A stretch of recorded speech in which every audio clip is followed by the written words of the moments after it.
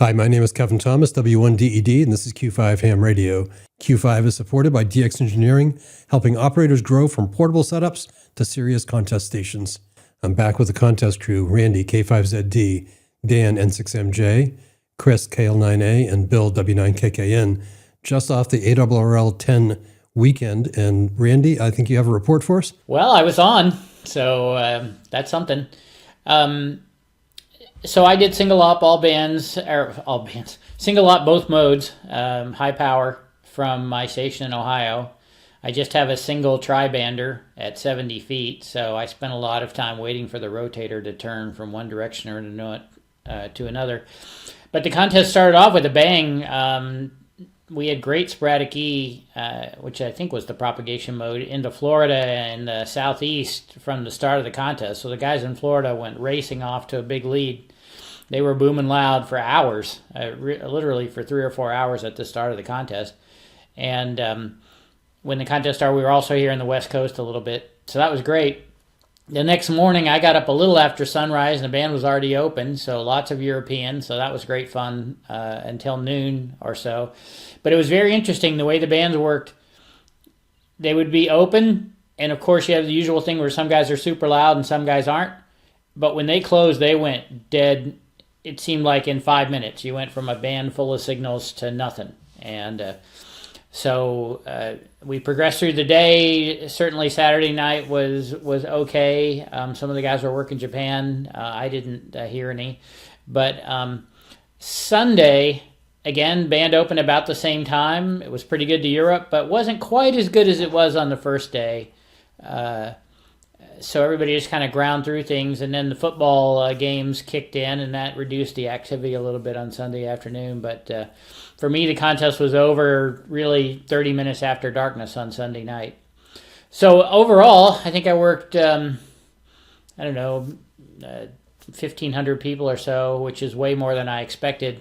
So it was a very entertaining weekend. The 10-meter contest is interesting because so much of it is on backscatter. So CW is really a great mode for working everything. Phone seems to be a little harder to get people to hear you and do the backscatter QSOs, but I got pretty good multiplier count on both. And it was fun watching the scoreboard, watching the Florida guys run ahead and stay ahead. K1TO and NN7CW had a tremendous battle. KM3T in New Hampshire was operating from KC1XX, where he had lots of antennas to play with, big high ones and stacks and everything. He just took off in the mixed mode category, high power. But there were a few of us that were chasing him. AA4NC put up a really good score from North Carolina. So, like every contest, there are as many stories as there were people on the radio. How did my fellow contest crew do in this contest? I assume you're all contesting, of course. I was on for a little bit. So for me, I'm trying my best to be, a good family man. So I was trying to spend some time with my son and my wife, but I still had to get on for a little bit because 10-meter contest is one of my favorites. I got on a little bit on Friday night. It was super late, it was after 0500, and I just wanted to see if anybody would be on. I didn't hear anybody, but I called some CQs, and then immediately K2SSS in New York calls me. So that was the highlight of the contest for me, that one contact. And then on Saturday, I got on for about an hour around close to sunset. Worked lots of Asian stations. That was kind of fun. And then on Sunday, I got on for about an hour in the morning. I had the antenna pointed towards Europe, worked 3 guys in Europe, so that was kind of a bust, but the rates were always great stateside, so, rates were steady, 120, 150, so the limited time I was on was a lot of fun. I wish I had time to play more, but I had other priorities this weekend, so. Dan, let's just be clear. You're in the doghouse for going to EA8 and going to CT3 and doing all this stuff, so, if you got to stay home, it's okay. Well, and you're not, and I'm not. Oh man, I'm burned out. There's a difference.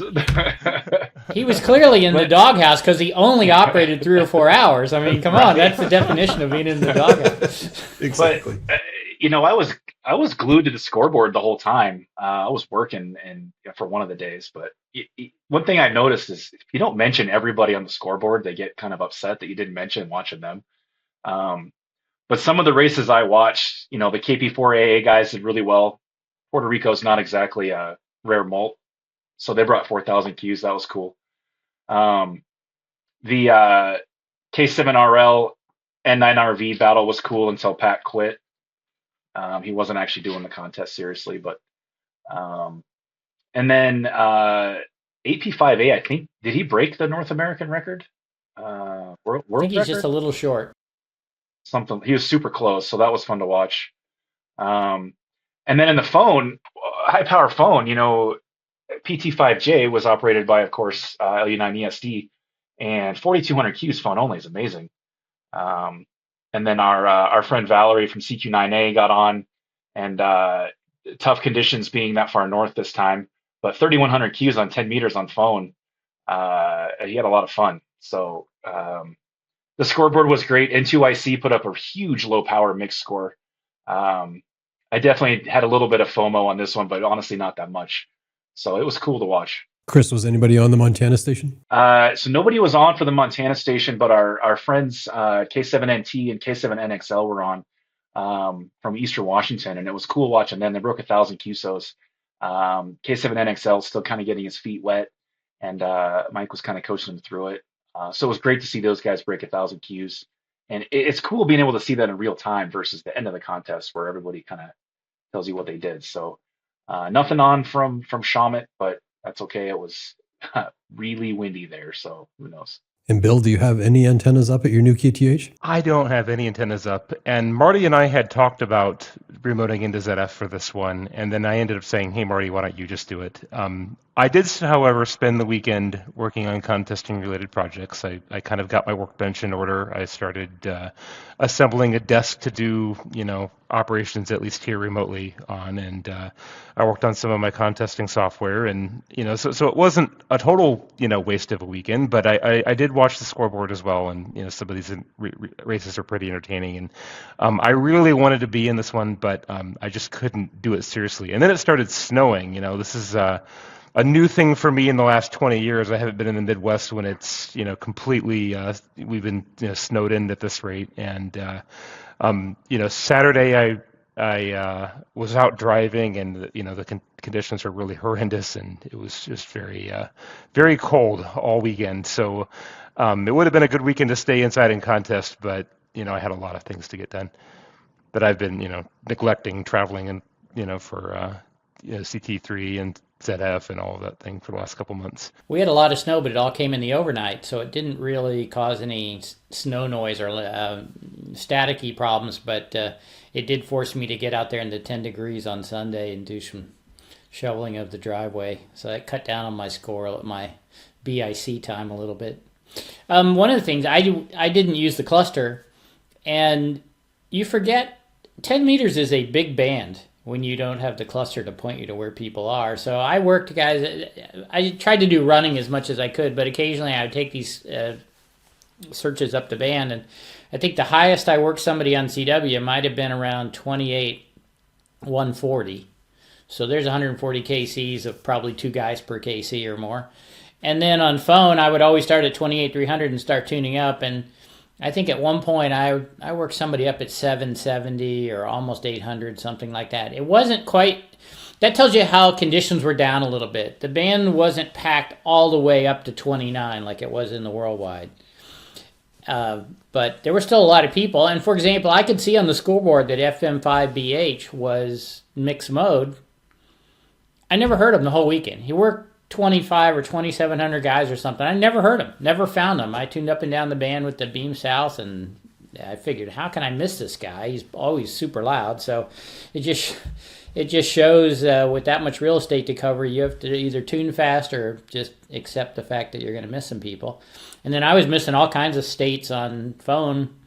And on Sunday afternoon, I figured, well, I got to try to work some stateside guys. So I started calling CQ, and it was kind of amazing. I had one period where I think I worked 6 multipliers and 15 QSOs.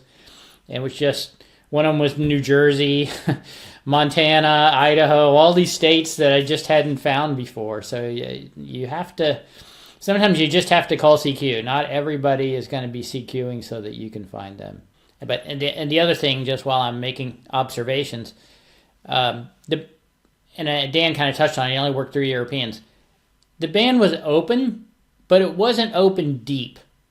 That's what you notice when we have really high sunspots, is it'll really open over the pole, and so you can work these guys that are far away. I think I worked 2 Russians, and they were the ones that were really close to Europe, close to Poland or something. They weren't very deep in, and so it meant that the openings weren't very long, and you were really racing sunset. I had the gray line up on the screen, and boy, you could just see when it got dark, you had about 45 minutes, and then they were going to be gone. Randy, you had texted about Pileup management, so I'm guessing that came up for you during the ARRL 10?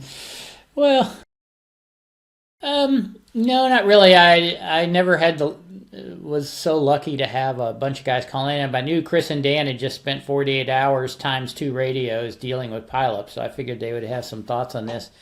To me, it's always funny that some guy calls you and you get all but one letter of his call, and then he, for some reason, feels like he needs to send everything twice. It's like, dude, I got 6 out of the 7 letters, or 5 out of the 6 letters, or whatever it is. Just send it to me once. I don't need you to send it again. And there were a couple of times where everybody was 0 beat, and I just found myself going, okay, well, I'm just going to wait. Somebody's going to call me again. And most of the time, there would be one guy who would then send it again, but not always. Somebody would be sitting there just going, okay, how long do I wait before somebody tries calling again? So if you are going to call people and you don't hear the station come back to anybody, I think a little bit of aggression is not a terrible thing. Of course, that said, there's some period of time where the 3 guys all try to call again, and they're still all 0 beat, and so you still don't get anything. So it's always something. I remember last time we talked about this, some of the comments were that we were being pretentious, and how dare we tell people how to call on a Pileup. Yeah.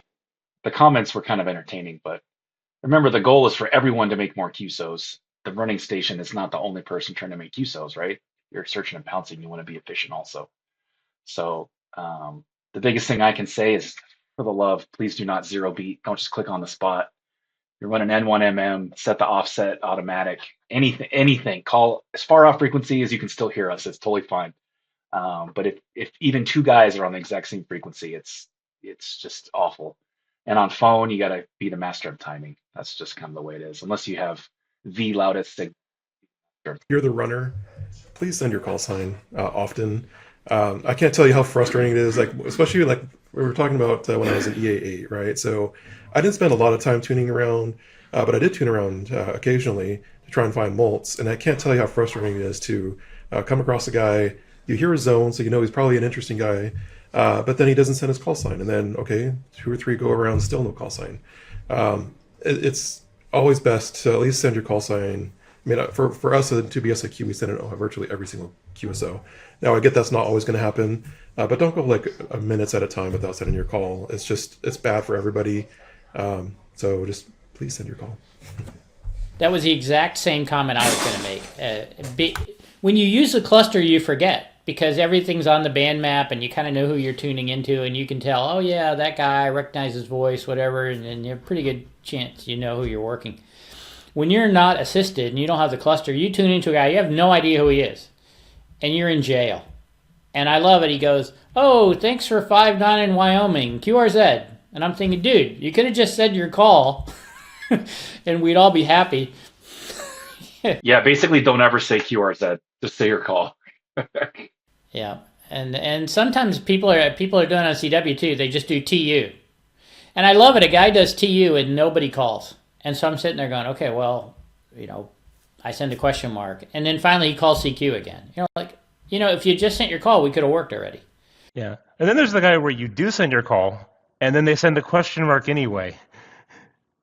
And it's like, okay, well, I just or just wait for 1 second. Like I'm going to say CQ in like a half second here. You get a get out of jail free card if your call is something like HI3/DL4 STW. Okay, in that case, if people are calling you, you don't need to send your call every time because your call is one QSO for every time you send it.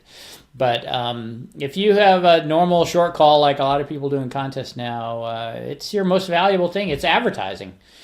And I get it that there are times where you have so many people calling, you're really trying to not send your call to give some of those second level guys some space who are quick on the trigger and understand what's going on.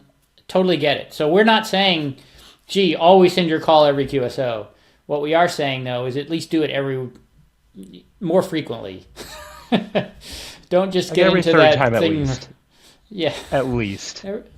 Every third or fourth or a minute. I think it's better to think in terms of time rather than number of QSOs. But there's very few people who are so talented that they can stack a bunch of calls in their head that it's okay. You send your call, take a breath. Yeah, I've actually done that in DXlog. I kind of watch the minutes column of all the queues that I've made, and then when I see a new minute, I'll send a call then.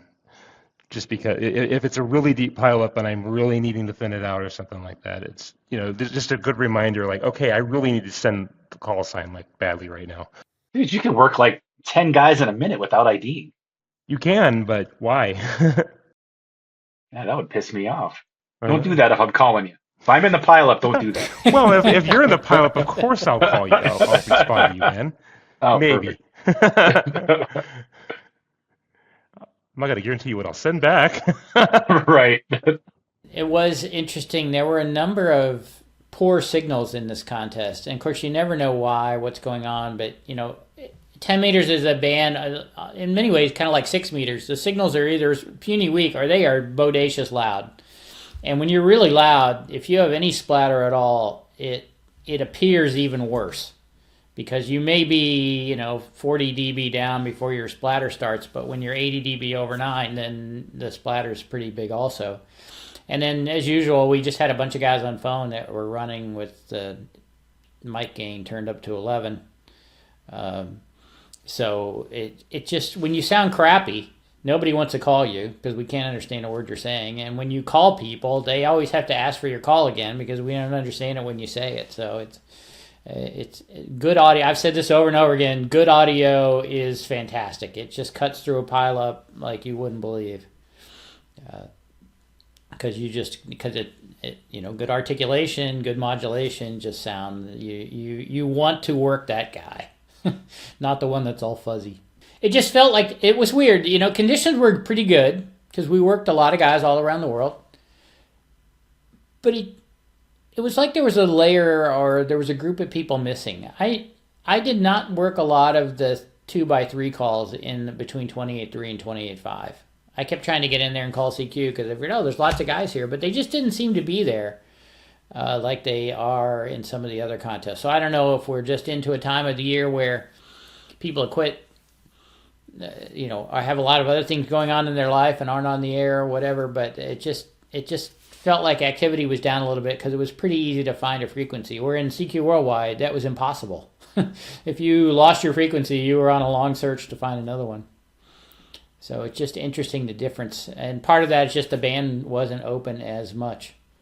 The KP was high all weekend, right? It was like 4 or so? Yeah. Yeah, there was some kind of a flare thing on Friday, I think. That's what was so amazing to have the sporadic E be so great at the start of the contest because we were thinking it was going to be terrible. And then Sunday was pretty good. Like I said, it wasn't open deep and the sun went down, the band went off. But what surprised me was I came back in the evenings thinking, well, I'll work some E's or some meteors or something, and there was nothing. It was just... It was just nothing. I was interested that from New England, often I would work guys up and down the coast, like all the way down to W3 or something kind of on scatter. But I figured, in Ohio, I've got guys in every direction. Should be lots of scatter. And there just wasn't anything. So I don't know if it was conditions or what. But that's part of what makes the 10-meter contest interesting. It really is a VHF contest mixed with an HF one. So you got tons of activity and the band's actually open. And I noticed when I tuned past the FT8 frequencies a couple of times, they weren't as busy as they normally are. So I'm happy to report that some of those FT8 guys found the other modes for the weekend, which was really great. Randy, are there any updates on CQ Worldwide? Any stats on number of logs received? Well, I don't have the numbers off the top of my head.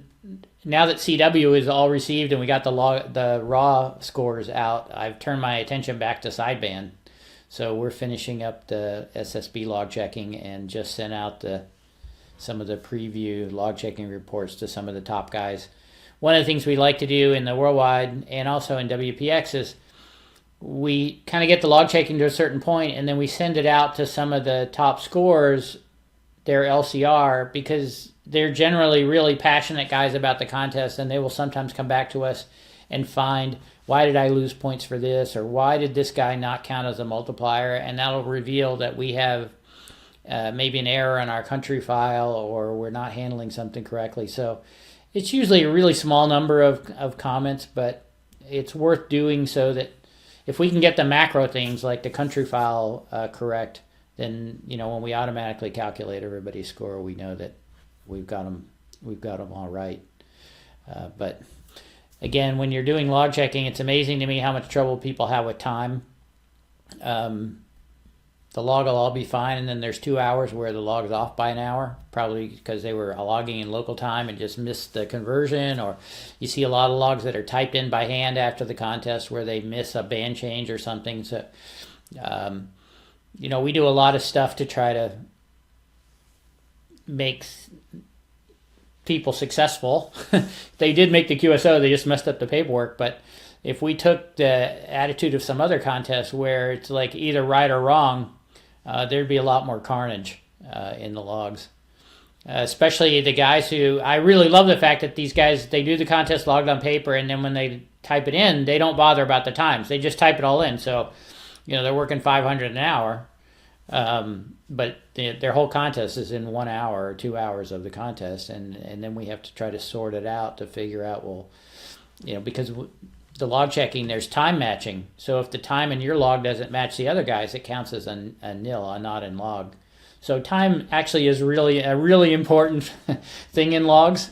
And so I guess that's my pet thing that I've been working on, is like, I wish people could get the times right in their log, because it just makes everything work better. What's up next for everybody? Christmas. Well, now Christmas, yeah. I've been working at home on projects since I can't go up to the ranch. So I got my MOAS file dialed in. I got my plans to redo my switching wall. So I plan everything that I can at home so I can hopefully implement it when I'm on site up at the QTH. But that always changes. I got to cut firewood. I got to do all kinds of other projects. Hopefully the antennas are still up. It's always 50-50 at best on that. But one of the things I want to do is not want to do, kind of being shamed into doing, is trying RTTY contesting. We'll see, just something else to do. I might get on from the roundup for a little bit, just try some things out, but it's not really my cup of tea. But yeah, it's something different. All sites on NAQPCW here. So that's the big one up here in W7. I had the record for 1 year until N2IC broke it. So the goal this year is not a defense of that, or I just want to break 2,000 Qs for my own QTH. So that's where I'm at. And one shameless plug. You've only got, 2 weeks to get your silver coin for WRTC 2026. They have some cool T-shirts and mugs and stuff on the website. I got some when I was in London from Mark. And then after January 1st, you can get the gold coin. So those guys and girls are working really hard. It's going to be a great event. If you want to donate, get your coin. You still got a couple weeks left. For me, January is going to be the Worldwide Award event. I'm organizing a team from N8W. And there's a lot of... WWA is a 30-day thing, so it's like a 30-day contest, kind of insane.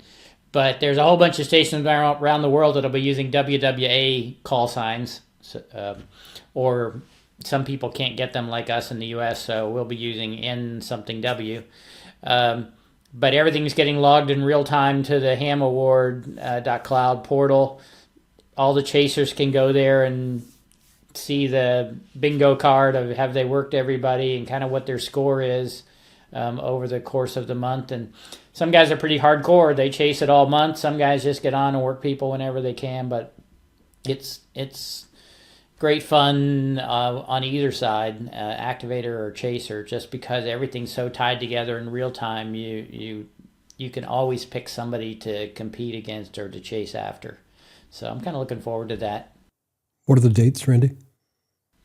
It's January 1 to January 31, the full month of January GMT. So it usually starts off kind of slow because everybody's doing the New Year's thing and so on. But by the second week, the chasers are starting to get on the scent of things, and they're just kind of a lot of people, a lot of activator stations this year. So it should be interesting. For me, I don't have anything major planned for a while, actually. I think the next big operation that I have, that I can think of anyway, is going to be ARRL phone. I'm planning to go to Tariq Station again, N2QV in New York. And I heard that Levi K6JO is going to be operating from somewhere in Maine. So I'm kind of excited to go against Levi. So we'll do a little single op battle on that one. I was just talking to Tariq last night via text, and he got me all fired up again. So I'm kind of excited about single op. I mean, it only took 2 weeks, guys. I'm back killing in. me. Jeez. God. Man, this guy. But that's 3 months away. So yes, I will definitely be in person if I do it. So I'm 99% sure I'm gonna head out there. I've done a lot of CW. I haven't done a lot of phone in the last couple of years, so I want to kind of get back into that a little bit and do something different. So it should be fun. And for me, I'm going to try to make an appearance in Riddy Roundup. If Chris is going to do it, then I guess I'll have to show up too. I'm not the guy who's guilting him into doing this, but I need to find some way somehow, probably remote into ZF. We'll see what we end up doing there. But the other big thing for me is getting this list of things that have to happen before I can start putting some towers up here locally on the property that I bought. And I only have a couple things, and the weather needs to cooperate for a few of them, like where we're going to put the house, and the tower can't go there, and so forth. But as soon as I can, I would really like to have something that can transmit on RF here locally, and that's my own, and not have to go to someone else's station or mess up their stuff. So that's going to be my goal very early in the new year is to put some iron in the air, or some aluminum in the air. Well, when I moved here, my antenna was a 40-meter dipole strung off the flagpole at 20 feet for a while, and you can work guys with that, so no excuse. No excuses. Guys, thanks for joining me. Happy holidays to everybody. This is Q5 Ham Radio 73.